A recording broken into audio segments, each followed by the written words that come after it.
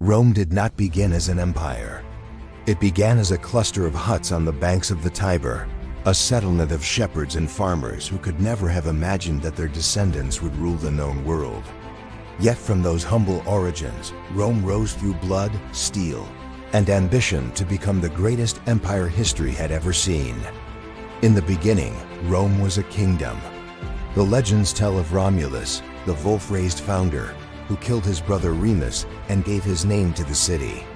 Kings ruled Rome for 2 centuries, each adding temples, walls, and laws. But the Romans despised tyranny.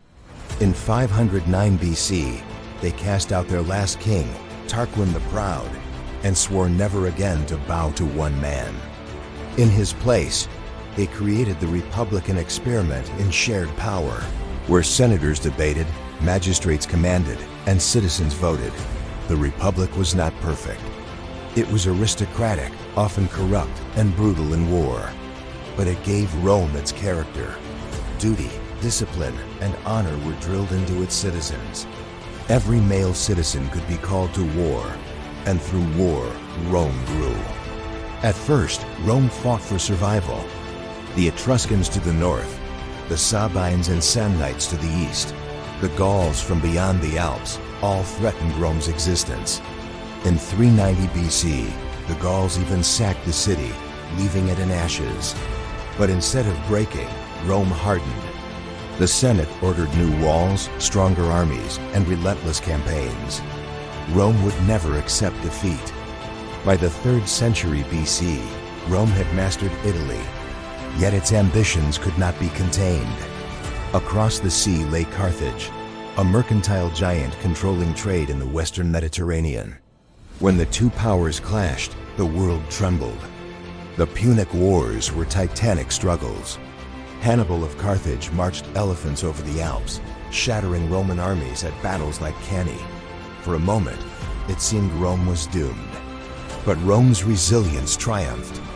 Generals like Scipio Africanus carried the war into Africa, defeating Hannibal at Zama. Carthage was crushed, its power broken forever. Rome now held the western Mediterranean. From there, Rome's expansion seemed unstoppable. Greece fell, then Asia Minor, Spain, and Gaul. The legions, drilled to perfection, marched as an unstoppable machine. Roads and aqueducts followed, spreading Roman law and culture across continents. The Republic, once a city-state, now ruled from Britain to Syria. Yet victory carried seeds of ruin. Vast wealth flooded Rome, corrupting its leaders. Slaves filled the markets, displacing free farmers. Ambitious generals like Marius Sylla and Pompey learned they could command legions' loyalty more than the Senate's decrees. Civil wars erupted, tearing the Republic apart. Out of this chaos rose one man, Julius Caesar. Brilliant, charismatic, ruthless, Caesar conquered Gaul, crossed the Rubicon, and made himself dictator. His vision was clear.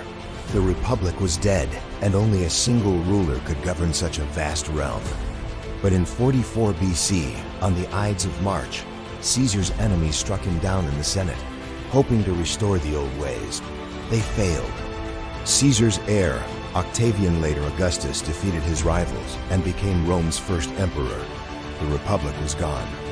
In its place stood the Empire. For 2 centuries, Rome flourished under the Pax Romana, the Roman peace.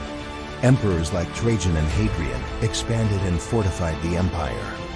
Rome itself became a city of marble, its Colosseum, forums, and baths marvels of the ancient world.